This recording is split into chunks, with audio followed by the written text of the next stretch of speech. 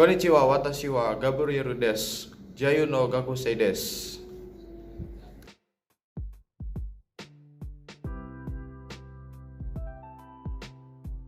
Oke, pada video kali ini saya akan membahas tentang pendidikan di Jepang. Oke, hajime mashou. Pasca Perang Dunia Kedua itu berpola seperti di Amerika, atau bisa kita bilang kurang lebih sama seperti di Indonesia sekarang.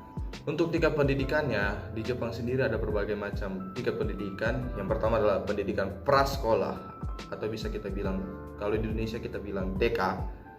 Untuk pendidikan prasekolah di Jepang itu diperuntukkan untuk anak-anak yang berusia 3-6 tahun. Sebenarnya pendidikan prasekolah di Jepang itu tidak wajib, tetapi karena mereka peduli tentang pendidikan untuk anak-anak mereka, maka 95% anak-anak di Jepang itu mengikuti pendidikan prasekolah.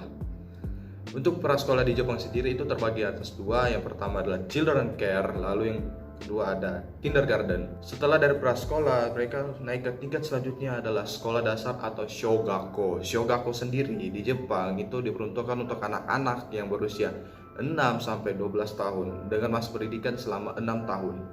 Pada shogako ini, 4 tahun pertama mereka itu tidak diberikan ujian dan lebih berfokus kepada pengajaran tentang cara kehidupan, seperti cara menghormati dan orang yang lebih tua, saat tegur sapa bagaimana, sopan santun bagaimana, seperti itu.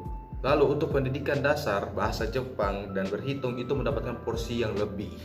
Oke, kita ke tingkat selanjutnya adalah Chugako, atau di Indonesia disebut SMP. Pada tingkatan ini, masa pendidikannya ditempuh selama 3 tahun, dan pada mata pelajarannya baru berfokus atau baru diwajibkan pelajaran pendidikan dasar. Untuk biaya pendidikannya sendiri itu sebagian besar masih ditanggung oleh pemerintah, seperti biaya sekolah, biaya masuk sekolah, dan lain sebagainya. Jadi orang tua hanya menyediakan fasilitas seperti tas, buku, dan alat tulis lainnya. Oke, kita ke tingkat selanjutnya adalah Koko atau SMA. SMA di Jepang sendiri ditempuh selama 3 tahun dengan mata pelajaran yang lebih kompleks dan lebih banyak pastinya. Di Jepang sendiri sebenarnya SMA itu tidak diwajibkan, karena selain mereka memiliki wajib belajar yang hanya 9 tahun, mereka sebenarnya memiliki pilihan yang lain selain SMA. Pilihan pendidikan yang lain selain SMA, ya setingkat dan SMA.